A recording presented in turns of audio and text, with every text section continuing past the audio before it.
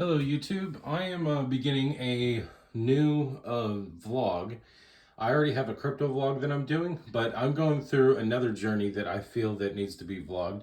This is for entertainment purposes and hopefully to help any other prospective drivers out there that want to become a professional semi-truck driver.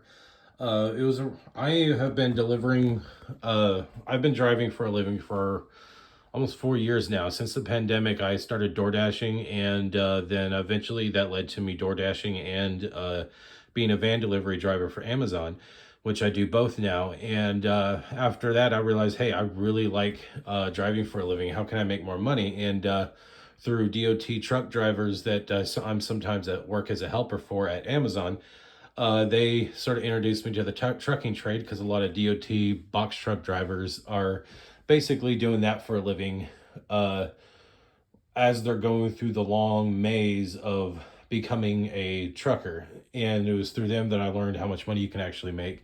And I'm thinking, okay, well, I'm tired of being broke all the time, and I love being on the road all the time. I'm not married, don't have kids, so I can actually handle a lifestyle on the road by myself, and I'm a bit introverted, so that is actually a huge plus. So, and here's the thing: is I want to immigrate to Mexico someday, and my plan, my life plan, my dream is to immigrate to Mexico, assimilate as best as an immigrant can, and basically set down roots, get married, build a family and stuff. But I don't even want to date again until I'm back in Mexico. I spent nearly a year living in Jalisco, and I just kind of fell in love with the country and the culture, and I just want to go down there and just live there and assimilate. But I need a good immigration plan. I need a good way to save up a bunch of money before I go down, because when I go down to Mexico, I want to be able to have enough money saved up for me to be able to build a house and have a lot of money left over. Not build a house, buy a house, and still have enough money left over before I even start dating. You know, basically the equivalent of an animal building a nest before it finds a mate. That's kind of what I want to do, and I just and I just happen to want to do that in Mexico. There's a lot of reasons why. I'm not going to get into it. This isn't a Passport Bros vlog, at least not now, but yeah, I might turn into that once I actually go down to Mexico. But anyway, this is just about me becoming a trucker, because my immigration plan is, I've been studying Spanish since January last year, but I've only been back in the United States since April of last year, and I've been trying to figure out a good immigration plan ever since. And right now, my immigration plan is to find a way to save up a lot of money, eventually become certified to teach English as a second language, so I could at least have that skill set to bring down with me, that I could use to basically help me pay bills while I assimilate, and then eventually figure out how to make money in Mexico and in MXN instead of USD in the long run. But so right now, I'm still trying to work on the part of how do I save up a bunch of money in a country where it's like everything's expensive and inflation is insane. So I decided to use the trucking trade to help me build up a lot of savings, since I have no desire to date at all until I'm in Mexico. And I don't even want to date until I'm in Mexico and I've bought a house and basically have built a nest, basically. Uh, I'm doing the trucking trade. So, but it has become such a huge maze of bureaucracy that I decided to vlog my journey towards becoming a trucker in hopes to that I might learn some things as I share this with people on the internet, and truckers might see this and be like, hey, you're not doing it right. You can do things better if you do it this way, blah, blah, blah. Or it, at the very least, could sort of educate other people who are thinking about getting into the trucking trade, to give you a good idea of what to expect, because I'm basically learning as I go. And at this point, I've learned so much that I've decided to start vlogging what I learn as I go, because I'm learning so much about the trucking trade. So anyway, uh, as far as I know, there's three different ways to become a trucker. You can pay a lot of money, either out of pocket or borrow money in the form of student loans, go to a trucking school and earn a CDL that way. Or you could get some kind of sponsor from a company to help sponsor your way in school. And then there's a third route, which is basically there's a lot of get paid to train and earn a CDL, with the catch of having a 9 month to 2 year contract. And anyway, I'm decided to go this route because I don't really know of any good ways to do the other ones. I'm broke. I don't have the money to pay my way through school, and I don't want to go into debt with college loans in order to get in the trade. I just don't like being in debt. So I'm going this way. And I'm just going to vlog how I'm going this way. Now, as far as I know, from what I've learned, in order to do this, a lot of trucking companies, most of them, if not all of them, the ones that have the get paid to train and earn a CDL option, they won't even mess with you until you first get a DOT and Class A permit. And I'm going to use the stick. So you need to get a DOT and a Class A permit. And so this is the journey I've been on so far. Just to get the Class A permit. You can't get the permit without the DOT. You can't even take the test without the DOT. So you got to get DOT certified. But on the study side of things, you got to get yourself a CDL book from the DMV, and you got to study general knowledge, combination, and air brakes. And if you want to know what those categories look like in the CDL book, you got to go to DMV and get you a CDL book. And this is what you need to look at for general knowledge and combination. Just look here. You got to study introduction, driving safely, transporting cargo safety, and combination vehicles. And then for air brakes, you study air brakes. It's self-explanatory. And when you go to the DMV, the cover of the book should look something like this. The good news is that this is free. I didn't have to pay for this. So I ended up getting 2 of these. So I kept one in a backpack and another one in my car because I had some reasons why I needed 2 of those books. And another thing you could do to help you prepare for studying, which was a huge game changer, a trucker introduced me to an app called CDL Prep. It's either gray or blue and has a picture of a steering wheel when it comes to looking for it in the App Store. It's perfectly free. It's got some annoying commercials you got to deal with. But if you just deal with those annoying commercials in the app, it will absolutely prepare you for the test. Because by the time I took the test, the folks at the DMV said it was going to take a couple hours. I got through it in about 25 minutes, all 3 tests.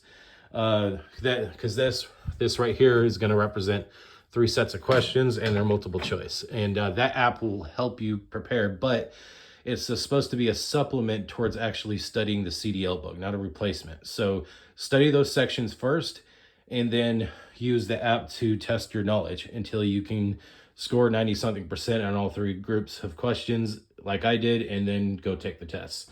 That will help you greatly.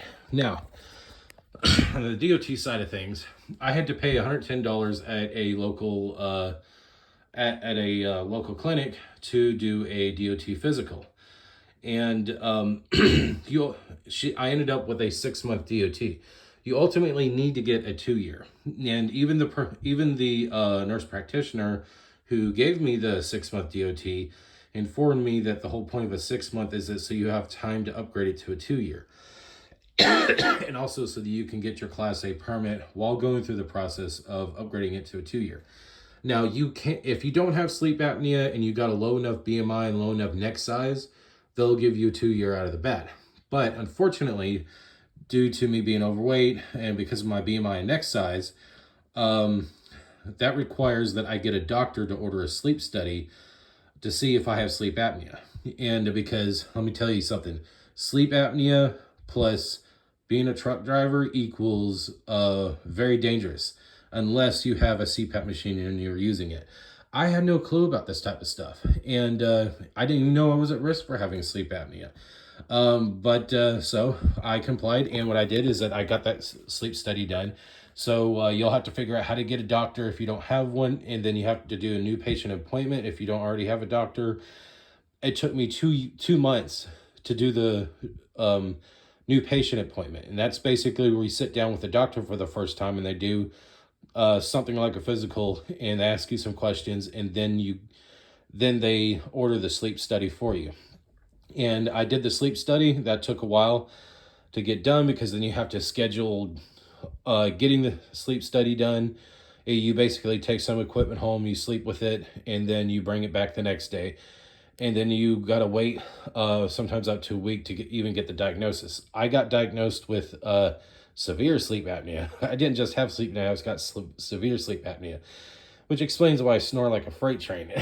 But it's good to know this, because this means that I'm already exercising and dieting and trying to lose weight. So if I'm getting better sleep, that'll help me in the process of me trying to lose weight, because I have this goal where I want to finish losing all my weight before I return to Mexico. I've already dropped 100 pounds, but I got another 120 pounds to go. So I'm already on the right track when it comes to diet, exercise, and weight loss. I'm technically halfway done. I got to lose even more weight. But I need the CPAP.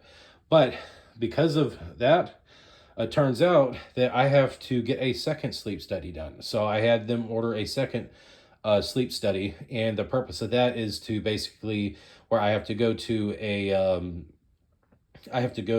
a sleep clinic and sleep there for a night, and then they collect the data they need to know what setting to use on a CPAP, and then only after that do I find out when I actually get the CPAP. And once that happens, then I'm going to have to use the CPAP for 30 days or some kind of data card that's built into the CPAP machine, so that when I use it for 30 days, I'll have some kind of proof. And then I bring that proof to another DOT physical that I have to schedule and pay another $110. And then and only then will I will get the 2 year, then and only then will I get the 2 year DOT. But here's some good news. If you have a 6-month DOT, you don't have to wait to get your 2 year in order to take the test. And I didn't even know that. I was operating under the assumption that I need the 2 year DOT certificate in order to take the test. But I had a job interview at Dot Foods Transportation, and I talked to I was interviewed by both a recruiter and a driving instructor. And they told me that I didn't need a CDL permit to apply for the job, which I thought was kind of odd, because other trucking companies said that they won't even look at my application unless I have a Class A permit. So, but they revealed to me that it's not a deal breaker that I don't have a Class A permit, but I would have to get it by a certain date in order to be ready to take a class. And they ultimately ended up not hiring me, and they gave me a letter and saying they're not going to hire me. Gave me no reason at all. So I assumed it was either because I didn't have a Class A permit and other candidates did. But I learned something interesting that I found out might have been the reason why they didn't hire me. And and they also informed me that I didn't have to wait to get the 2 year DOT in order to take the test. And I thought that was awesome. Good, I don't have to wait for that. So I immediately went to the DMV after that job interview and asked them what I got to do. And DMV told me that if I'm ready to take the test, I have to fill out a CDL application, and I have to check the boxes for these right here. On the application I only had to check 2 boxes. Apparently, general knowledge and combination was only one box. Air brakes was another box, and I had to check another box labeled CDL. But ask your local DMV which boxes specifically you got to check, because the applications may be different depending on what state you are in the United States. So what I did is I filled out the application. I got a money order because it was $30-something for the application fee. And then I had to also get a copy of my driver's license and a copy of my DOT certificate, and put that in the envelope along with the application and the money order. And I had to send it to another DMV in Charleston because I live in West Virginia.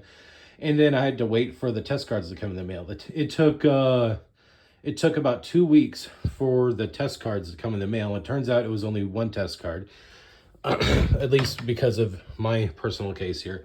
So as soon as I got the test card in the mail, that was when a trucker introduced me to a CDL prep app I can use. Now, I already studied the sections in my CDL book, and I thought I was ready until I took the CDL test app, and I realized, the CDL test prep app, and I realized, wow, I'm horribly unprepared for the test. So I just kept testing with that app, and until I got a 90-something% on all 3 groups of questions. And then when I went and took the test, yeah, it was super easy. So because of that, even though I have a 6-month DOT, I now have a Class A permit. But and here's the thing that I've learned in this part of my journey. I already had to do most of this, and I'm still waiting to do this right here so I can do this right here so that I could have the 2-year DOT. I thought at this point I could actually go ahead and start contacting other trucker companies, because at this point I'm thinking, okay, I got all the paperwork I need, bare minimum anyway, in order for me to start filling out applications. So I called Wilson Logistics, I think that's what it's called. Fill out an application. I talked to a recruiter. I ended up talking to 3 different recruiters from 3 different trucking companies, and all 3 of them told me that despite the fact that I have a Class A permit and a 6-month DOT, despite the fact that I'm already going through the process to get the 2-year, because I have sleep apnea and that I have a diagnosis for sleep apnea, they're not even going to do an interview, or they're not even going to train me at all until I have the CPAP machine and I've already started using it. And they explained to me why, because it's a huge safety hazard if you got sleep apnea to be driving a big truck on the road, a big, 10,000 or 20,000 plus pound vehicle going down the road at 70, 80 miles an hour, and you don't got a good night's sleep. And it's kind of impossible to have a good night's sleep without a CPAP machine if you got sleep apnea. And I thought I was treating the problem well with the fact that I take about 10 milligrams of melatonin every night. But apparently that's not even enough. And they told me that once I have my CPAP machine, I start using it, that the difference in quality of sleep is going to be night versus day. And I'm just taking their word for it, as I kind of agree with the CPAP thing. So now I'm just waiting for October 9th. And the reason I have to wait so long to do the sleep study is because sleep study labs are so overwhelmed and so backed up with study appointments, because apparently so many people have sleep apnea, that I have to wait to the 9th. And it was I had 2 options, either that or doing it in December. I can't do it in December because my 6-month DOT will expire by January. And and here's a good piece of information for you. If any of you out there is going through this and you're going through what I'm going through, and you're worried about your 6-month DOT expiring by the time you go through all these steps to get to your 2-year, I've got good news for you. Because I called up the DMV and I asked them that. It's like, hey, what do I do if I feel like I'm in danger of my 6-month DOT expiring by the time I can get my 2-year DOT?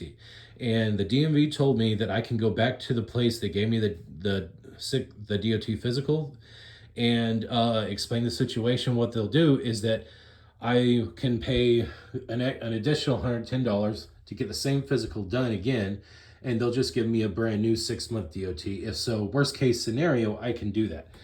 So what I'm going to do is I'm just going to do the October 9th and do all this, and getting a first DOT physical will be a plan B if for some reason something crazy happens that I can't make that appointment.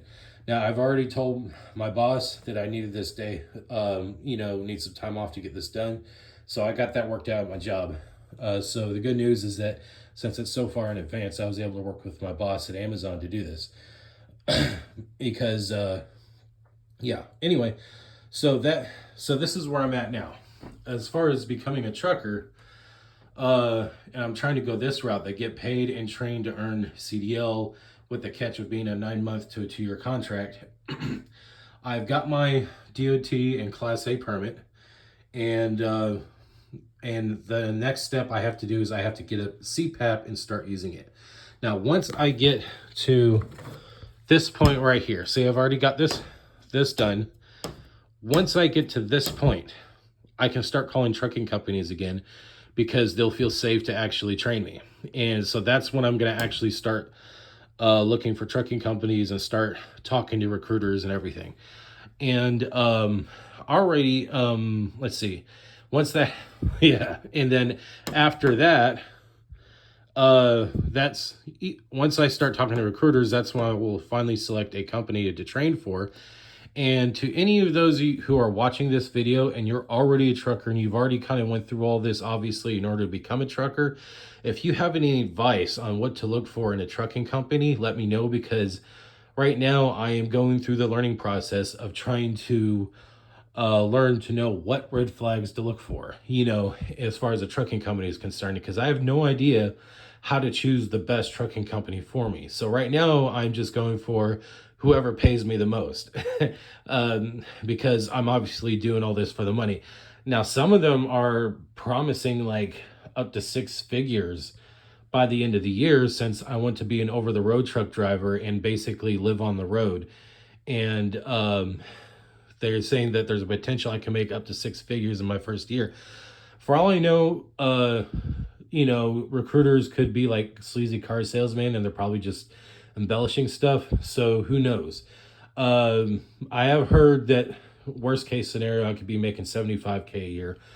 Some of them will pay even less, so I got to look out for that. So, like I said, if any of you truckers got any advice on what to look for, maybe even know any good trucking companies that I can apply for while I'm living in Martinsburg, West Virginia, please say so in the comments below.